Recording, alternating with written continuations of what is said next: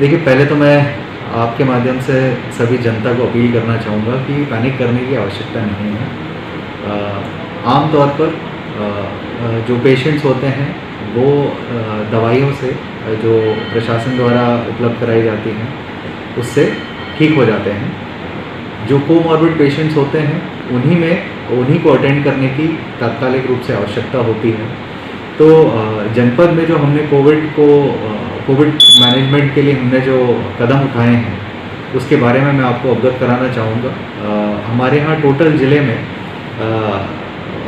1549 surveillance team लगाई गई हैं, जिसमें से ग्रामीण क्षेत्रों में 1306 और शहरी क्षेत्रों में 243 टीमें कार्यरत हैं।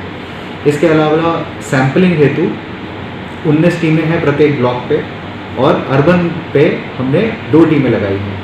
कॉन्टैक्ट ट्रेसिंग के लिए हमारी 21 टीमें लगी हैं जो घर घर जाके प्राइमरी कॉन्टैक्ट्स को ट्रेस करती हैं। साथ ही साथ होम आइसोलेशन पेशेंट्स को मेडिसिन किट भी उपलब्ध कराती है। जो भी होम आइसोलेशन पेशेंट होता है हम उससे कंसेंट फॉर्म भी लेते हैं, और उसमें उनसे ये भी उससे ये भी लिखवाया जाता है कि उनको दवा की किट उपलब्ध कराई गई कि नहीं, और उसके बारे में हम लोग इसका पूरा रिकॉर्ड CHC पे उपलब्ध रखते हैं।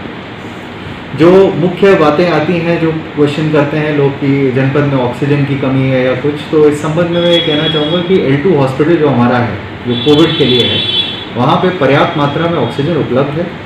हमारे वहाँ पर कुल 100 बेड हैं, जिसमें 50 बेड पे सेंट्रल ऑक्सीजन सप्लाई है, वहाँ पे सिलेंडरों की पर्याप्त व्यवस्था है, और 49 बेड्स 49 बेड पे ऑक्सीजन कंसंट्रेटर की व्यवस्था है, जो कि 93% ऑक्सीजन कंसंट्रेट करके देता है, सैचुरेट करके।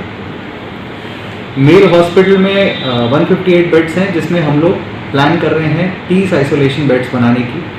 इसके साथ ही साथ कृषि महाविद्यालय में हम 100 अतिरिक्त बेड हमने तैयार कर लिए हैं। वहाँ पर हम लोग ऑक्सीजन की व्यवस्था भी करा रहे हैं, ऑक्सीजन सिलेंडर्स की व्यवस्था भी करा रहे हैं।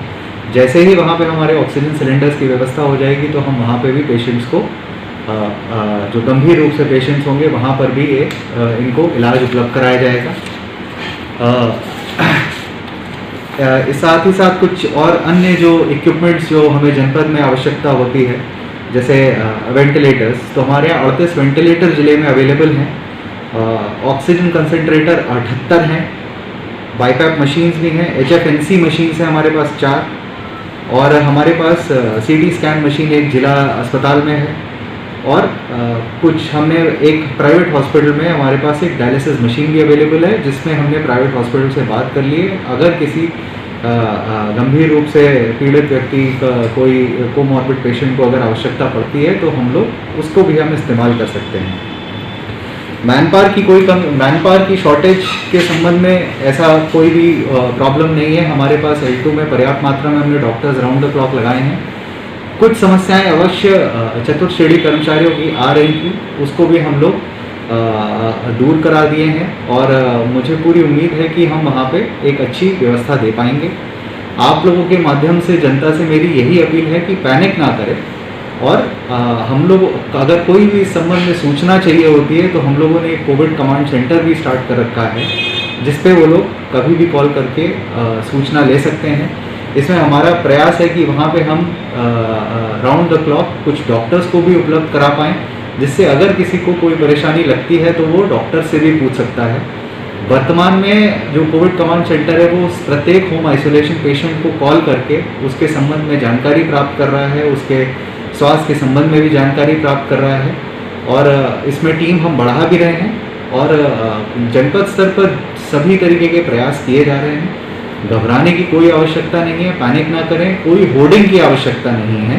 होर्डिंग करने से आम जनमानस को जो सीरियस पेशेंट्स होते हैं या कुछ होते हैं उनके लिए जब आवश्यकता पड़ती है तो कहीं ना कहीं ज़िले में कमी होती है। तो आप सबसे निवेदन है कि कोई होर्डिंग का प्रयास ना करें, अन्यथा हमें संबंधित धाराओं में कार्रवाई भी करनी पड़ेगी। और जो भी प्रयास है उसके बारे में हम लगातार जनता को बताते भी रहेंगे, मीडिया के माध्यम से, प्रिंट मीडिया के माध्यम से, इलेक्ट्रॉनिक मीडिया के माध्यम से। और इस महामारी के समय विनम्र अनुरोध है कि प्रशासन का संपूर्ण रूप से सहयोग करें।